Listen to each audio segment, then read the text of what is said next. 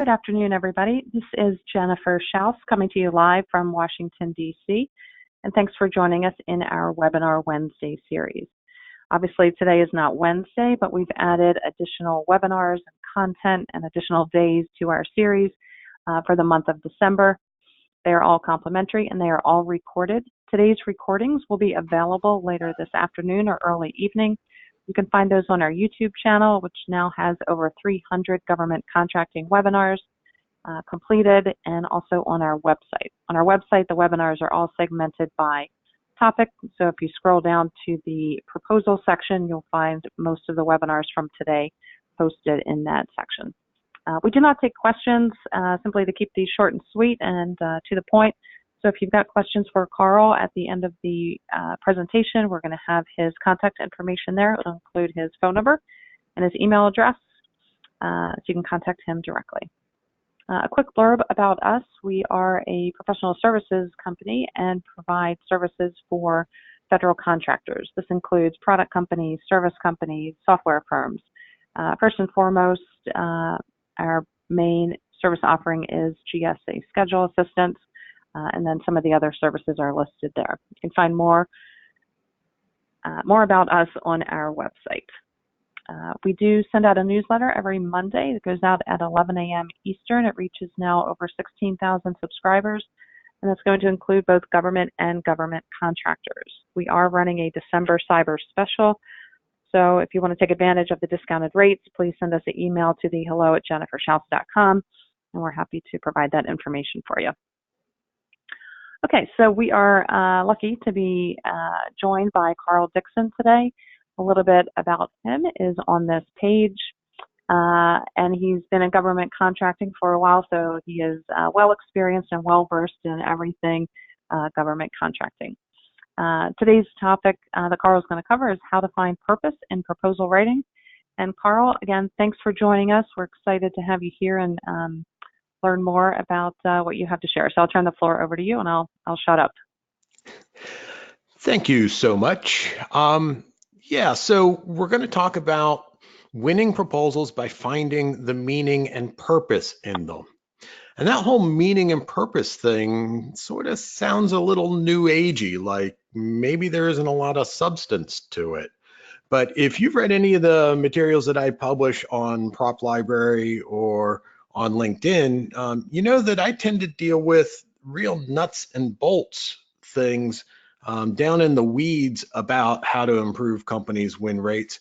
And this is not actually going to be any different, even though we're going to delve into some pretty deep topics. So I'm going to go out on a limb here, and I'm going to guess that many of you have trouble getting people to contribute to your proposals. That seems to be something that comes up an awful lot, especially when dealing with subject matter experts and technical staff, sometimes even sales staff. It's hard to get them to take proposals seriously. And what we're going to talk about is a way to change that. And it's a new way, probably something, very much out of the box for the way most companies go about trying to do it. And what you'll find is that better contributions lead to better win rates. So if we can succeed in defining and articulating and expressing the meaning and purpose of proposals, we can do a better job of getting contributors to actually be enthusiastic about working on the proposal. And that's what we're going to be talking about. Next slide, please. All right.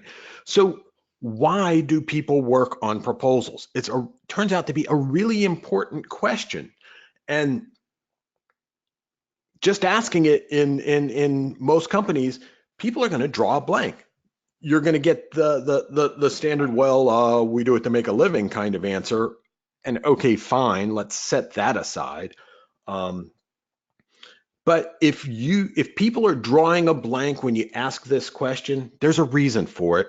And that reason is that nobody talks about it at your company. And think about the implications of that. Okay, if people don't talk about why we do proposals, then something else has to fill that space. And that something else is usually myths about proposals. Okay, it's, and the kind of myths that we're talking about are things like, proposals are just about making money, or it's somebody else's jobs. I do technical, I don't do proposals. It's an art, it's not, really tangible. It's not really real. All of those are myths. They're completely not true. But because nobody's talking about them, they're able to settle in, and that causes problems with getting good contributions out of people. Next slide. So where I want to start with some of this myth busting is to talk about why working on proposals are about a lot more than just production. Working on proposals is not, absolutely not, about cranking them out so that the corporate machine can keep running. Okay, what working on proposals is really about is bringing meaning to what people do. And working with a team of contributors is about finding meaning for everyone involved, everyone on that team. And if you are the proposal manager or even just a proposal specialist, you can help people find the meaning in working on the proposal. And that turns out to be really important, okay? Because people do things that they feel compelled to do. And in order to feel compelled, they have to understand the meaning of it all. So the meaning of it all might seem a little new agey, but it ends up being actually practical and should be part of working on proposals, just as much a part as the process is itself. Next slide, please. Proposals are also about more than just compliance, completion, and submission. All right.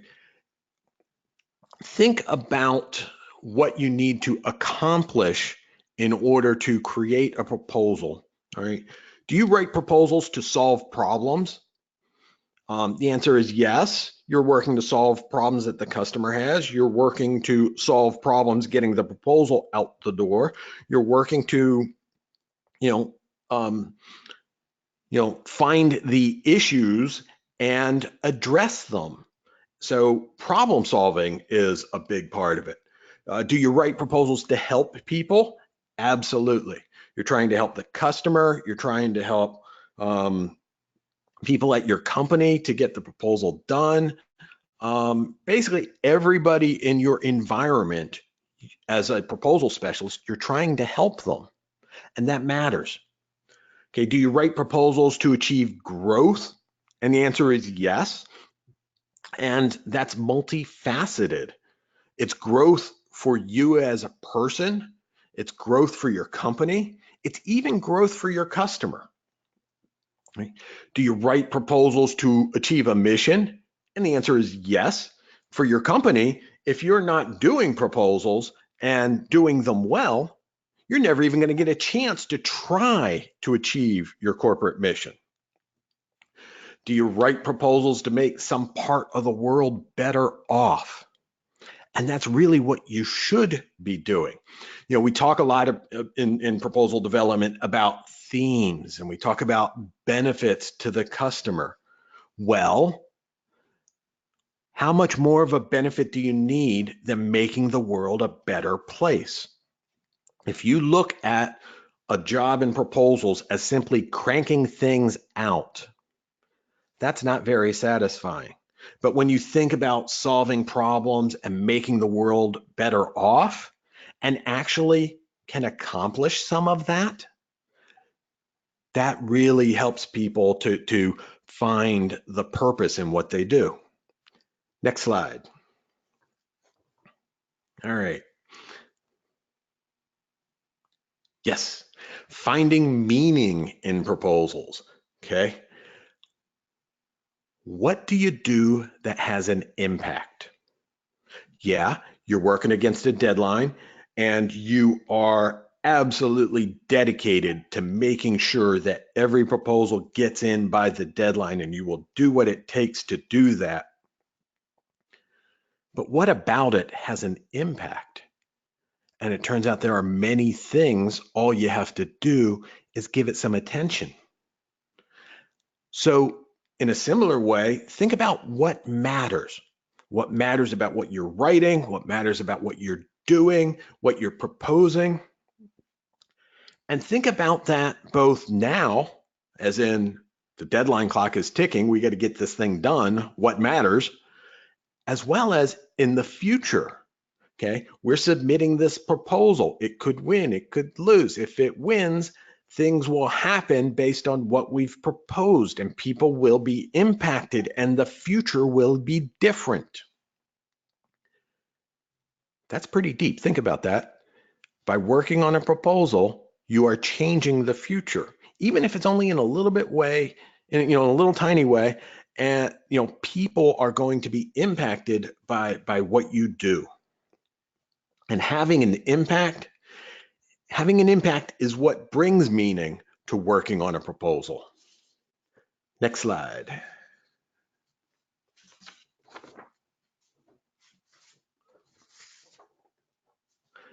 So let's stick with impact for a moment, because you, on a daily basis, impact far more people than you realize, and your contributors do as well. All right. So the people you impact, okay, the obvious ones are your coworkers, the people at your company.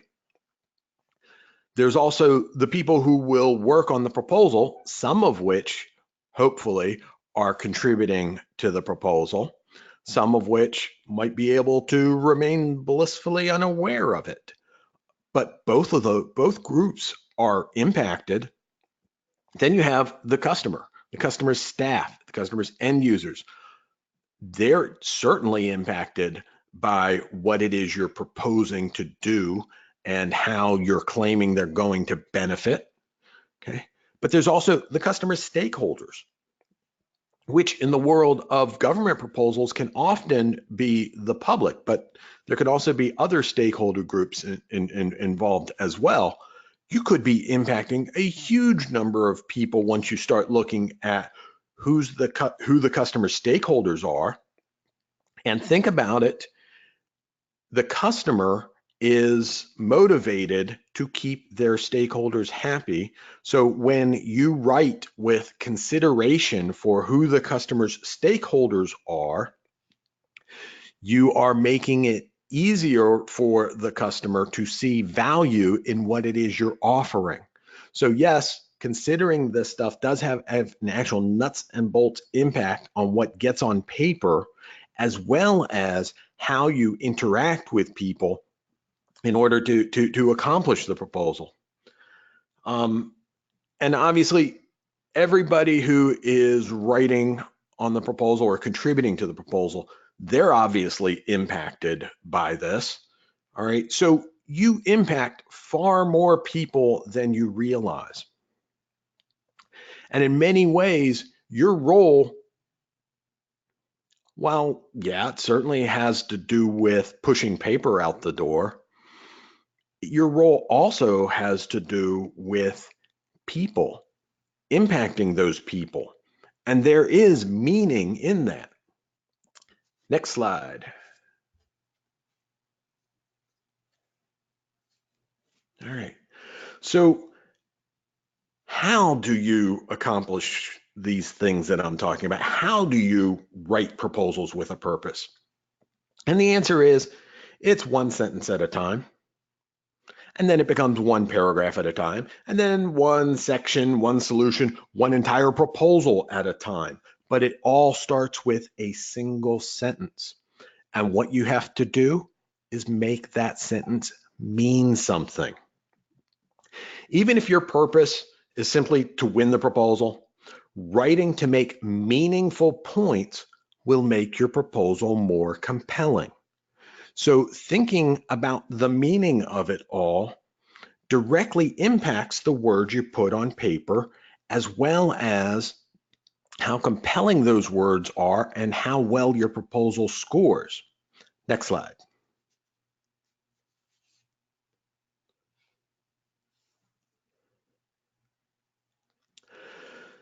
So how can you help people find the meaning in their proposal contributions? And the answer is, well, you have to help them accomplish things beyond the writing, especially beyond compliance. When proposals overly focus on mere compliance, they become a mechanical exercise.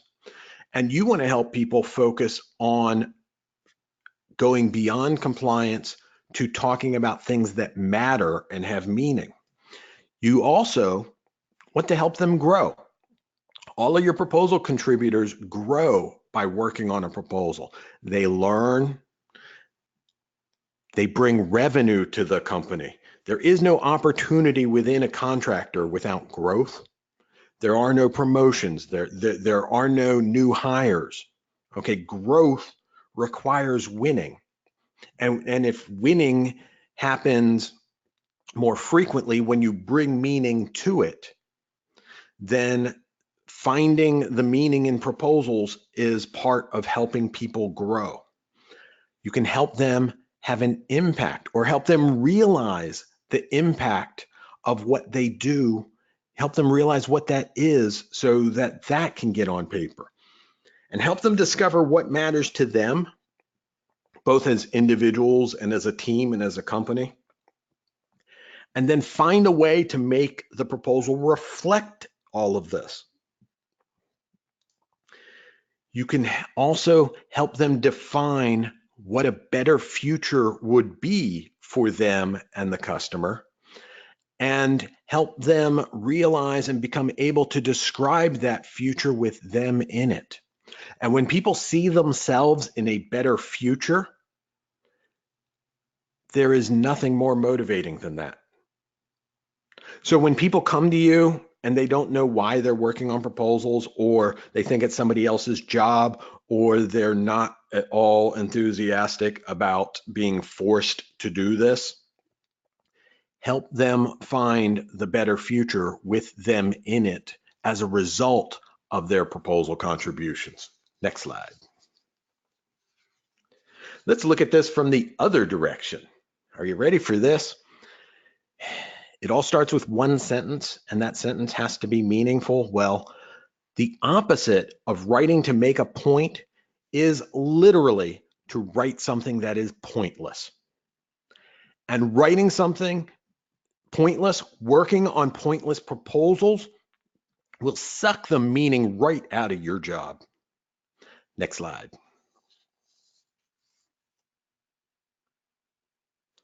Can I get the next slide?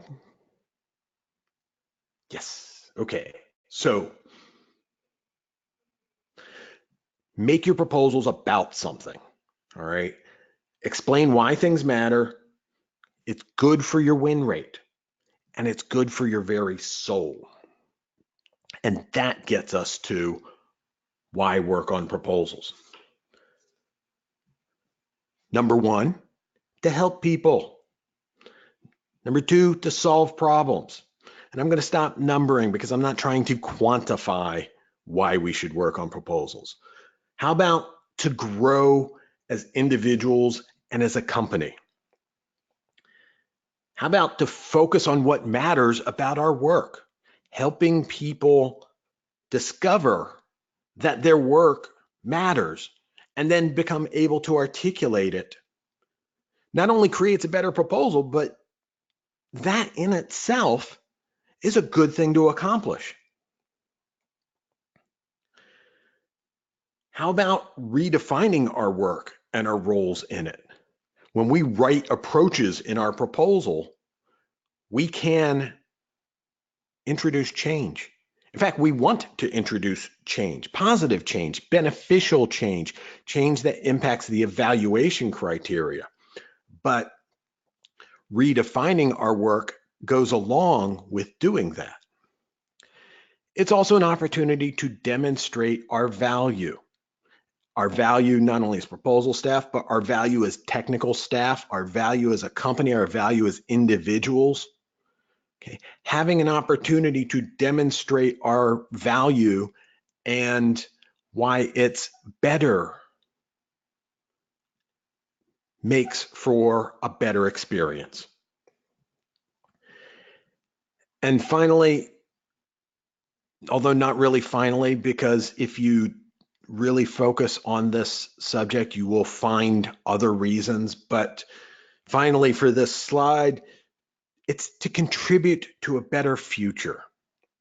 That's why we work on proposals, okay? So that when we win, this job will be better, it will produce better, people will benefit more, the impact on everybody will improve things.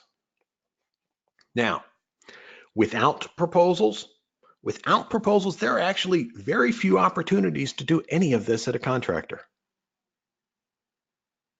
Let that sink in for people, because that's why proposals matter. Next slide. The bottom line is that people shouldn't have to do proposals. Next slide. People should get to do proposals. And think about how much impact it can have both on your company and on your proposals and on your win rate. What a difference it can make when people start to look at things as proposals are an opportunity to create a better future. And it is a privilege to get to create your own future. Now, if people don't look at the proposal and feel like it's something that they get to do, there's a real good chance that if it's not the case at your company, it may be because people don't understand why they work on proposals. And maybe somebody should tell them. Next slide. So that's it. I hope I've linked this new agey meaning and purpose stuff to the real nuts and bolts issues that drive your win rate. But here are some of the things that I do, and the best way really to find out about all of this is just go to Prop Library. There's tons of resources there that you can benefit from using, and will help you actually do a lot of the things that I've described. So just go there, and we can follow up in the future and turn this into real action that benefits you and your company. Carl, that was a great Sorry, go ahead. I was just going to point out, yeah, my email address is right there. We're not doing questions today, but you are welcome to email questions to me. And in fact, just email me and let me know that we got introduced on this webinar, and feel free to start a conversation on any topic. It doesn't even have to be about the slides today. I love to talk about this stuff. Great information, Carl. Gave me a lot to think about as well when our team is putting together proposals. So if anyone has questions for Carl about this topic or anything related to proposal writing, capture planning, his email address is there at carl.dixon@captureplanning.com. His phone number is 321-355-8383. It's the easy one. He is very active on LinkedIn and shares a lot of very valuable content. So I'd suggest also connecting with Carl on LinkedIn. Today's session is being recorded, and it should be available later this evening or at the latest tomorrow. You'll find the recording on our YouTube channel along with 300 other government contracting topics, and on our website as well under the webinar section. For the webinars that are completed, it'll be in the proposal section. Thanks again, Carl, and thanks again to all the attendees. And this wraps up our webinars for this afternoon. Thank you.